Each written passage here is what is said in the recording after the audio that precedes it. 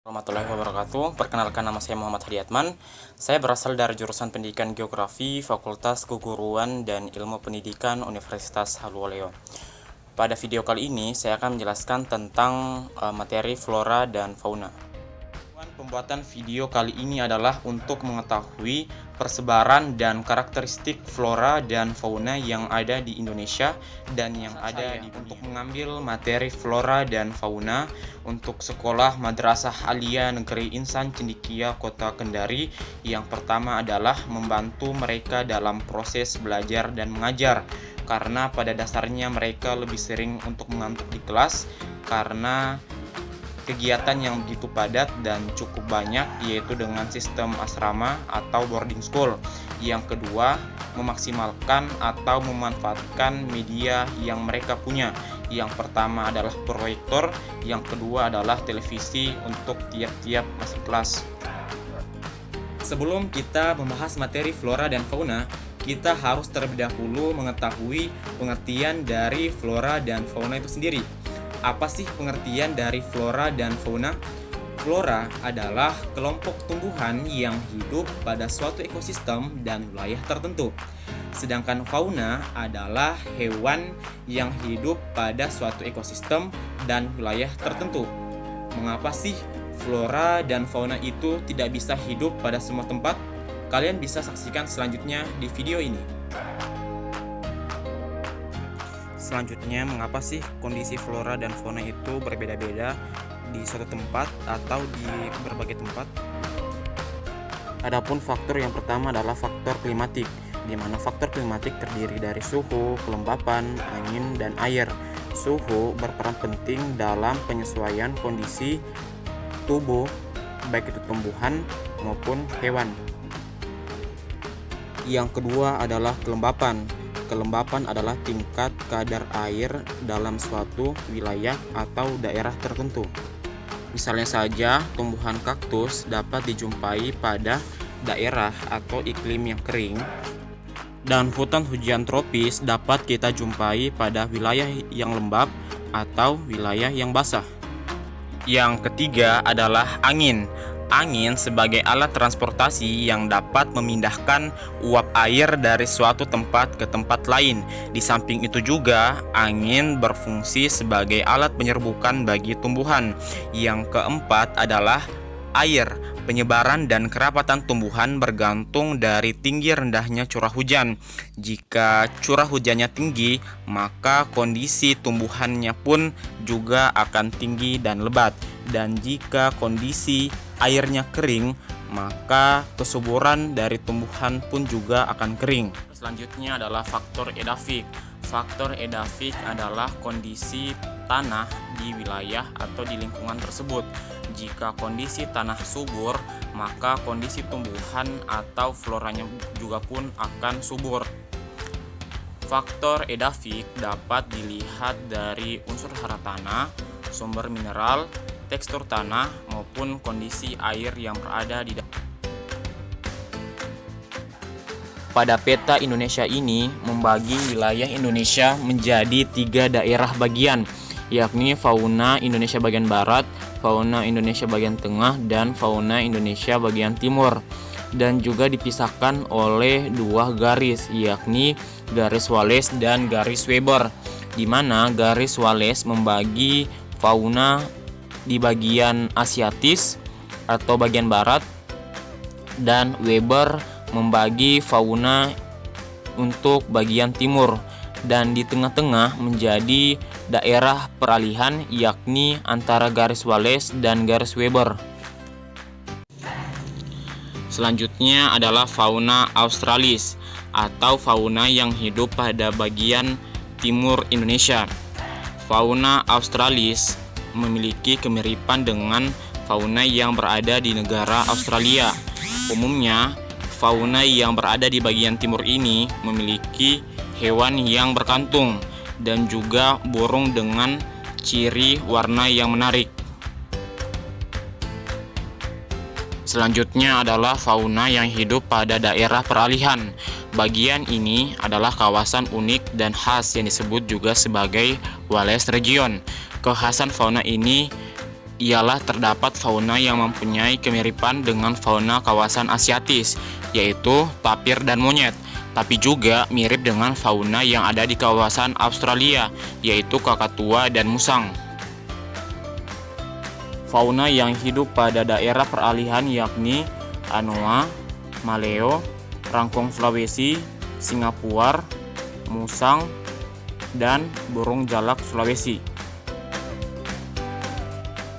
Wilayah fauna Indonesia bagian barat meliputi Pulau Sumatera, Pulau Bali, Pulau Jawa, Pulau Kalimantan, serta pulau-pulau kecil di sekitarnya. Region fauna Indonesia Barat sering disebut wilayah fauna Tanah Sunda.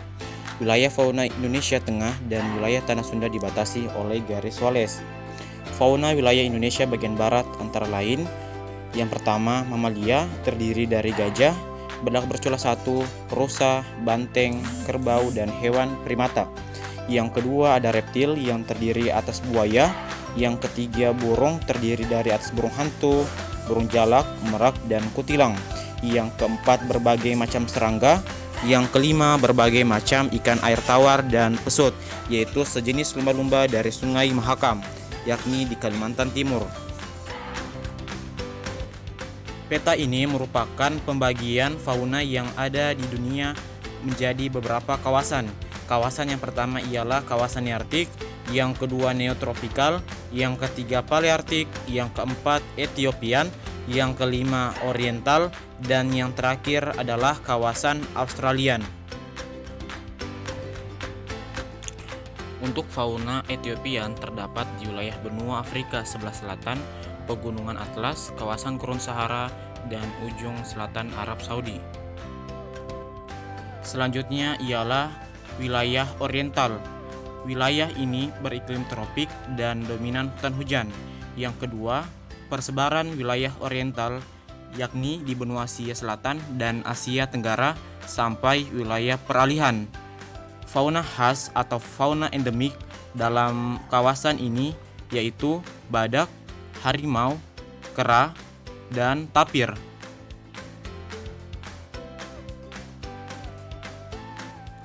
Kawasan berikutnya adalah kawasan palearktik. Fauna pada kawasan ini cukuplah bervariasi, diakibatkan karena suhu tinggi dan curah hujan yang cukup bervariasi. Persebaran pada kawasan palearktik ini terdiri dari Afghanistan, Afrika, Inggris, Jepang, dan Selat Bering. Fauna khas pada kawasan ini adalah rusa kutub, bison, kambing gunung, panda, serigala, kelinci kutub, dan burung pelatuk. Ini adalah kawasan keempat, di mana kawasan keempat ini adalah kawasan nearktik. Kawasan nearktik ini tersebar di Amerika Utara, Kanada, Greenland, dan daerah sekitarnya. Hewan endemik dari kawasan nearktik ini ada alpaka, armadillo, kukang, kelelawar, dan sebagian hewan primata. Kawasan kelima ialah kawasan neotropik. Kawasan neotropik ini tersebar di Amerika Selatan, Amerika Tengah, dan Meksiko. Hewan endemik dari kawasan ini adalah terenggiling, belut listrik, ikan piranha, kelelawar penghisap darah, dan ilama. Kawasan yang terakhir adalah kawasan Australian. Kawasan Australian tersebar di Australia itu sendiri dan kepulauan di daerah sekitarnya, yaitu Kepulauan Oseania.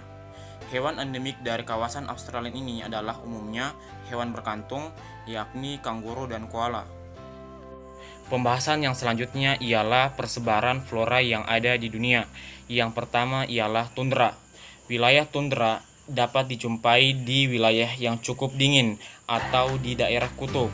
Vegetasi yang dapat hidup di daerah tundra ialah lumut dan sejenis lumut kerak. Kedua adalah taiga atau hutan konifer. Vegetasi yang dapat hidup pada daerah ini adalah umumnya pohon yang berdaun jarum. Kalian bisa melihat contohnya di samping ini. Ya, adalah hutan meranggas. Hutan ini umumnya dijumpai pada daerah yang memiliki 4 musim. Umumnya vegetasi yang hidup pada kawasan ini adalah pohon yang berdaun lebar. Kalian bisa melihat contohnya di samping ini. Yang keempat adalah padang rumput. Vegetasi yang mendominasi kawasan ini adalah rumput. 5 ialah vegetasi gurun. Vegetasi yang tumbuh pada kawasan ini adalah kaktus. 6 adalah sabana. Sabana pada dasarnya hampir mirip dengan padang rumput atau stepa. Hanya saja sabana masih bisa dijumpai beberapa pohon pada kawasannya. Contohnya seperti ini adalah hutan bakau atau hutan mangrove. Hutan bakau atau hutan mangrove ini dapat dijumpai pada daerah garis pantai yang erat kaitannya dengan arus pasang dan arus naik. Hutan bakau ini hanya bisa dapat hidup pada daerah air asin. Selanjutnya kita akan membahas tentang persebaran flora yang ada di Indonesia. Persebaran flora yang ada di Indonesia dibagi menjadi 3 bagian, yakni flora Indonesia bagian barat, flora Indonesia bagian tengah, flora Indonesia bagian timur. Flora Indonesia bagian barat memiliki persebaran di Pulau Sumatera, Pulau Jawa, dan Pulau Kalimantan. Flora Indonesia bagian barat memiliki keragaman yang cukup banyak atau heterogen, diakibatkan oleh curah hujan yang cukup tinggi. Flora endemik Indonesia bagian barat yakni Rafflesia arnoldi di Bengkulu dan berbagai macam jenis anggrek. Yang kedua adalah tipe peralihan atau Flora Indonesia bagian tengah. Flora Indonesia bagian tengah atau peralihan ini tersebar di Pulau Sulawesi, Pulau Bali, dan Nusa Tenggara. Sifat dari tipe peralihan ini adalah homogen, di mana contohnya adalah pohon cendana, pohon cemara, pinus, dan lain-lain. Yang ketiga adalah flora Indonesia bagian timur. Flora Indonesia bagian timur atau tipe australis ini tersebar di Pulau Papua, Maluku, dan sekitarnya. Sifat dari tipe ini adalah homogen. Contohnya adalah sagu dan berbagai macam nipah. Kalian bisa melihat contoh dari flora Indonesia bagian timur di samping ini. Itulah video dari saya mengenai penjelasan materi flora dan fauna. Semoga videonya dapat bermanfaat dan saya ucapkan terima kasih. Wassalamualaikum warahmatullahi wabarakatuh.